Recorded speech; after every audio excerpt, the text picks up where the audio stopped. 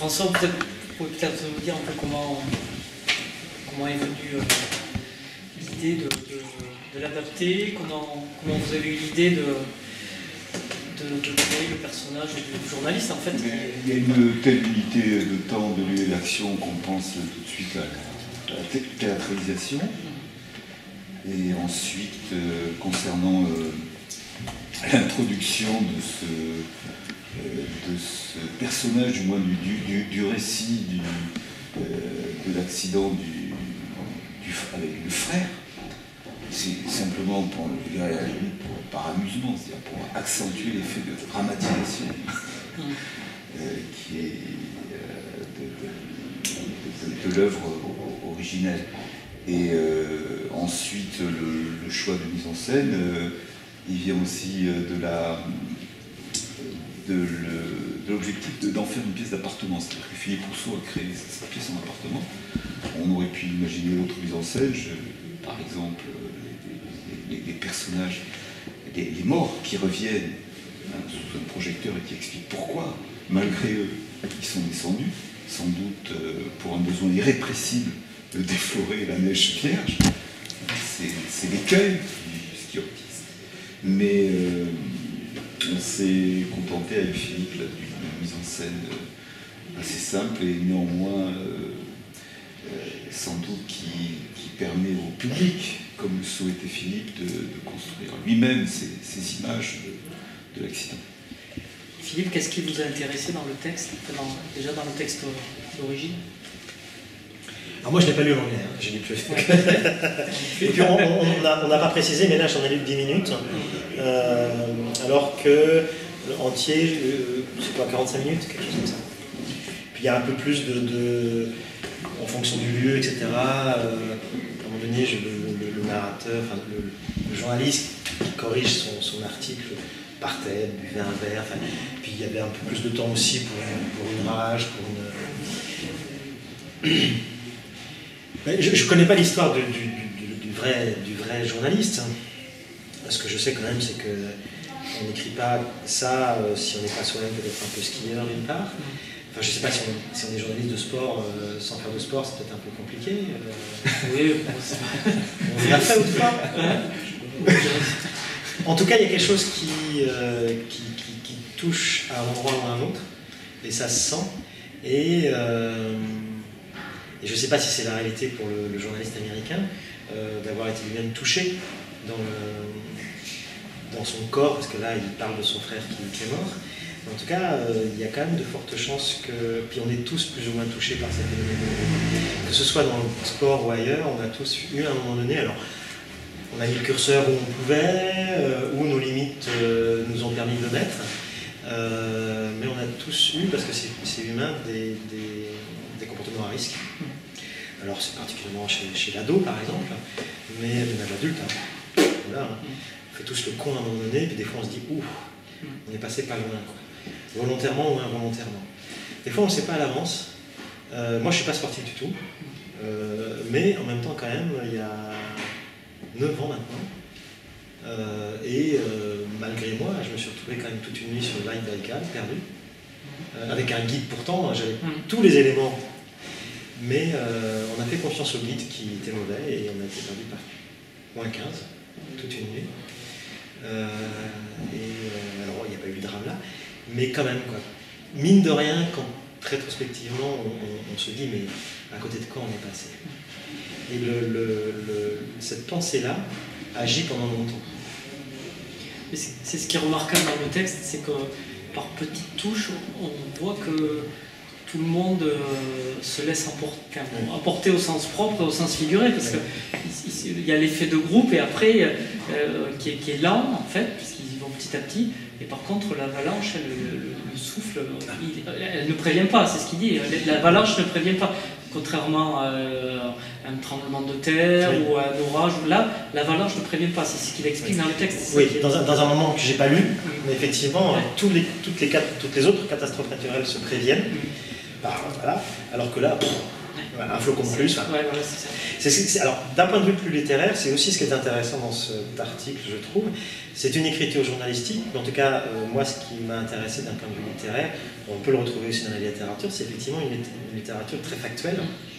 Voilà, les faits les uns après les autres, presque un procès verbal. Ouais. Mais, voilà, cette succession d'images fabrique bien. Il n'y a pas de morale. Il n'y a pas de pathos. Il n'y a pas de pathos. C'est pas les cons, le facteur humain, explication. Alors vous avez le facteur météorologique, machin. Le facteur humain, non, ça vient comme ça. Et en littérature, c'est ce que j'apprécie aussi, c'est ce que je tente de faire aussi moi quand j'écris. Voilà, d'avoir une écriture factuelle, des faits les uns après les autres, avec des images très suggérées. Il y a très peu, on ne sait pas de quelle couleur sont les fringues, enfin, on a des marques, ça donne des repères, mais c'est tout, quoi. Mais moi qui ne suis pas skieur, je me suis fait les images.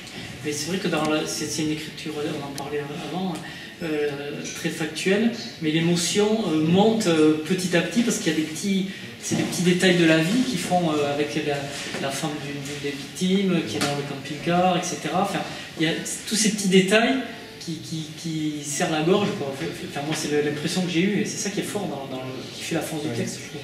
Et puis, c'est une attention aussi aux détails. Parce que même dans le réel, effectivement, il y a une nana capable de transformer un corps disloqué en archange. Ouais. Puis ça aussi, par rapport à un ami mort, voilà, on a tous eu des actes, des pensées qui peut transformer cet ami mort en plus fort que lui, quoi. François, vous skiez, vous m'avez dit, piste. C'est un monde un peu particulier, c'est vrai, c'est bien décrit dans le texte. Oui, tout à fait. Je skie et je m'interroge justement sur ce qu'aurait pu exprimer un revenant concernant cette envie irrépressible d'aller dans la pente, malgré la connaissance du risque. Parce que John Branch décrit. Alors John Branch, j'ai vu sur YouTube qu'il était allé faire un stage. Il s'était rendu à une conférence à Grenoble sur la neige. Donc il a vraiment étudié, il a vraiment compris le phénomène des avalanches et le bulletin dont il fait état annonce tout à fait un risque d'avalanche. Donc les skieurs qui sont des skieurs professionnels, Jim Jack est ancien champion du monde, en font fi, élus de danger, malgré eux. Donc c'est là qu'est le risque en hors-piste. Et ce qui est fort aussi dans le texte, c'est qu'il y a les faits, mais il y a aussi l'explication. Enfin, petit à petit, il explique aussi tout ce qui est autour, sans que ça soit fastidieux à lire. C'est petit par petite touche, il explique les avalanches, il explique le phénomène de groupe. Tout à fait. Alors, Olivier Moni pourrait nous confirmer, c'est très américain, très comportementaliste. Oui, ça c'est. Et alors, j'ai lu dans une interview de John Nash, qui est aussi sur YouTube, qu'il dit ne pas aimer écrire. Ce qui l'intéresse, c'est le reportage, le recueil des faits. Et finalement, malgré lui, c'est facile, après ce recueil des faits lui permet d'utiliser un style très abrupt qui a une grande force, je crois. Oui, alors, il y a quand même quelques effets, mais c'est vrai que c'est ça. Mais en même temps, c'est ça raconter une histoire. Le conteur, C-O-N-T-E-U-R, c'est la même étymologie que compter. Il compte les faits, il compte les actions, les unes après les autres. Alors après, plus ou moins habilement, etc. Mais je suis assez d'accord avec ça. Oui, comportementaliste. C'est vrai que ce texte va très bien, pour revenir à la revue des sports, va très bien dans l'esprit de la revue des sports, c'est-à-dire que il y a, on parle de sport évidemment, mais ça va bien au-delà. C'est tout ce qui là c'est du fait divers, mais dans d'autres articles ça peut être autre chose. C'est vrai que cette revue elle est la petite sœur, si j'ose dire, d'une revue précédente qui se poursuit, Dieu merci, qui s'appelle Feuilleton, qui s'était dédiée initialement à la traduction de grands textes de ce qu'on appelle en français la narrative non-fiction, donc de grands textes traduits, tous ces grands textes qui sont publiés dans les pages du New York Times, mais plus souvent encore dans celles du New Yorker, etc., et auxquels les lecteurs français n'avaient la plupart du temps jamais accès. et des sports à une tonalité plus française quand même, mais ça sera ça aussi. C'est-à-dire que, par exemple, il y a effectivement le texte de John Branch, mais dans ce numéro, il y a le grand texte de David Samuels qu'Adrien Bosc, le créateur de la revue des sports, a contribué à faire connaître en France sur le jiu-jitsu dans une famille américaine. Enfin, c'est un grand texte de journalisme littéraire, quoi. Enfin, voilà, plutôt que narrative non-fiction, qui ne veut pas dire grand-chose au fond, je préfère parler de journalisme littéraire, c'est tant est que le journalisme puisse être autre chose qu'un petit peu littéraire. Et c'est, voilà, les sports, c'est aussi pour permettre d'avoir accès, parce qu'on le sait assez peu, mais plein de... Pendant longtemps en France, le sport c'était mal vu, hein, le sport et la littérature c'était pas très bien vu. Maintenant je pense que c'est fini. Mais aux États-Unis, il n'y a pas cette ligne de fracture comme ça. Les plus grands écrivains américains ont écrit sur le sport. Philip Roth a écrit sur le sport, Norman Mailer a écrit sur le sport, James Salter a écrit sur le sport, Mordecai Richler, qui n'est pas américain, ceci dit, qui est canadien, a écrit sur le sport, spécifiquement sur le sport. D'ailleurs, dans la revue, il y a un classement, forcément subjectif, mais qui est des 100 plus grands livres de littérature sur le sport. Il y a les plus grands écrivains, on retrouve les plus grands écrivains. Et c'est vrai que, bon, il se trouve que j'ai interviewé Adrien Bosc pour une interview qui va paraître dimanche. Et il racontait ça justement, que dans le feuilleton, ils avaient publié un texte. Qu'il a écrit sur l'équipe de cyclisme du Rwanda, et notamment sur l'entraîneur de cette équipe, qui est Jonathan Bollier, qui est un ancien coureur cycliste, et qui a été condamné aux États-Unis pour une affaire de pédophilie. Et donc, après